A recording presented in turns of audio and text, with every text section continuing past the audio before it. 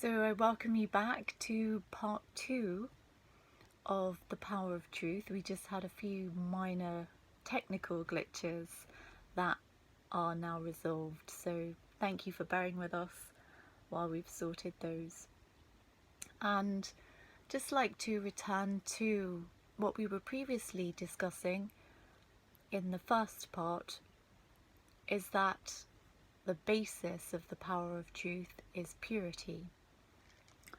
So if any of you feel that that's something that you can really resonate with, that you would like to participate in the practice of meditation by connecting with the soul, by connecting with the Supreme Soul, to transform the impurities, the sanskars within the soul that are not true to itself, then please stay with me. So the power of purity and the power of truth. So in terms of the destination, that's another factor that comes into play when we want to know why we are practicing something that would take us closer to ourselves and why we would want to connect with the Supreme Soul. Obviously, purification is the main thing that we've been discussing. But why would we want to become pure? Why would we want to purify the self? And I think that is an important factor and aspect to consider, is that we need to know where we're going. Because if we have no destination in our lives, then it really makes life very difficult to navigate. And so if we know where we're going and we know how to get there, the methods that we need to use in order to attain that destination, then we can very easily flow through life. And so a little bit about that destination. The practices and teachings of the school of Raja Yoga meditation, the Brahma Kumaris, teaches us that we are to become liberated as souls, and when we are embarking on that path of purity, that we are to become liberated in life. So that destination is sometimes described as the supreme world of purity as Vrindavan. It's a place beyond our senses, where we experience super sensuous joy, where we're in our perfect forms, and the body is also pure. So the body is a very subtle thing that needs to be purified. So when we practice the power of truth and connecting with the truth, it not only purifies the soul, but it also purifies the body, that entitles us to return to that pure land, because in that pure land only pure bodies can exist.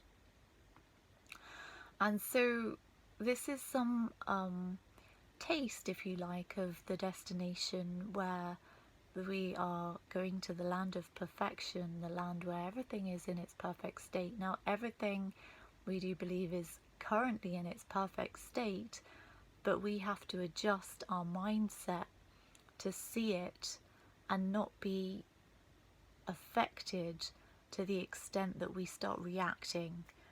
But what we would like to do with the power of truth, with the power of strength within that comes from connecting to our truth, internal truth, then we can empower ourselves to do something positive about that.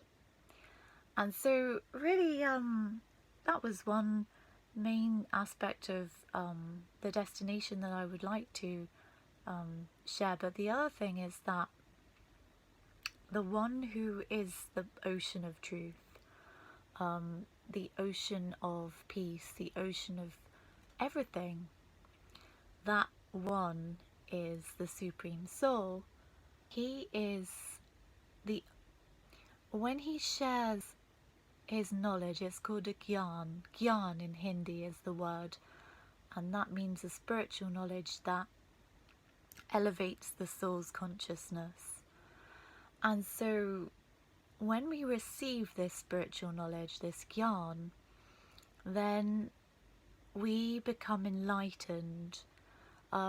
It helps us to illuminate the darkness within, the lack of knowledge, the Agyan, which is a sort of a separation from truth.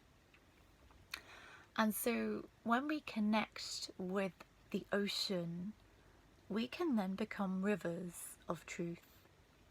And when we have that connection, we are God. It's not the Father, no, all the fathers. That's not the case. That notion is not something that we partake in. We believe that God is the Father and the ocean, and that we are his children and the rivers flowing with his knowledge to reach every corner of the universe.